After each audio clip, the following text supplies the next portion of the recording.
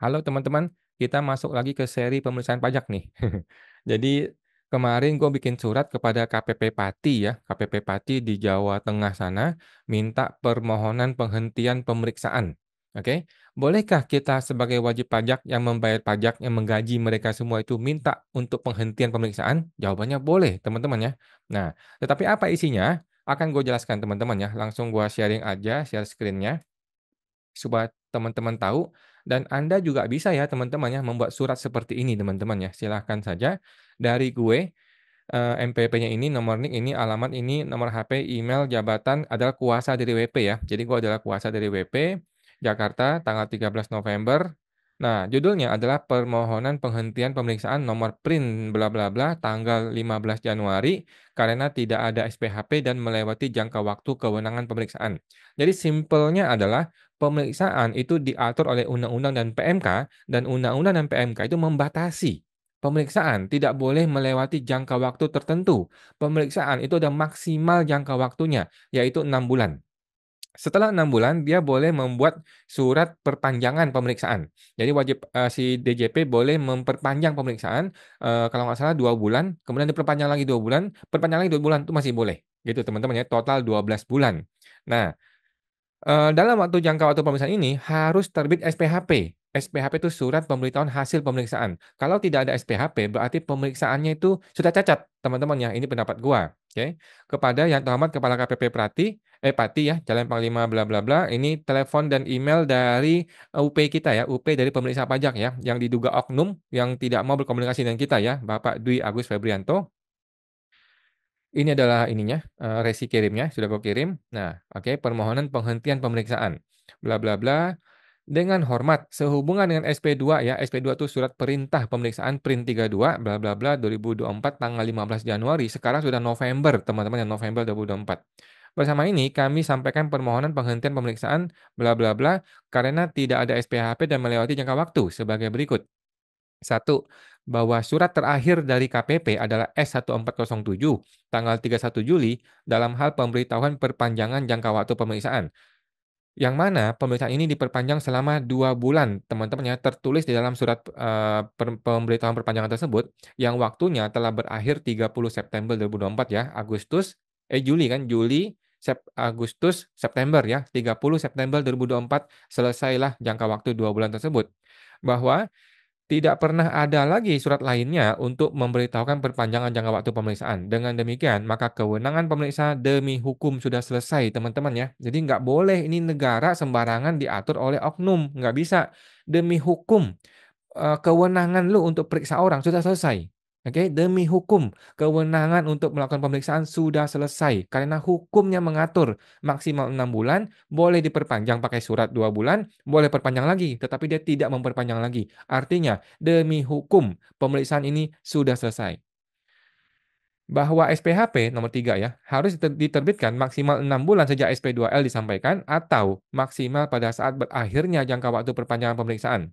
Sampai hari ini tanggal 13 November, belum ada SPHP yang kami terima. Sehingga dapat dinyatakan tidak ada SPHP atas pemeriksaan ini. Sehingga demi hukum, pemeriksaan ini dapat dibatalkan. Teman-teman ya, pasal 36 Undang-Undang KUP ya.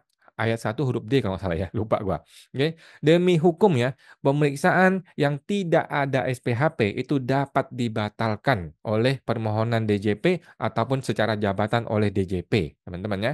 Nomor 4, berdasarkan poin-poin di atas, kami meminta pemeriksaan ini dihentikan dengan alasan satu, tidak ada SPHP, yang kedua adalah telah melewati jangka waktu kewenangan pemeriksaan.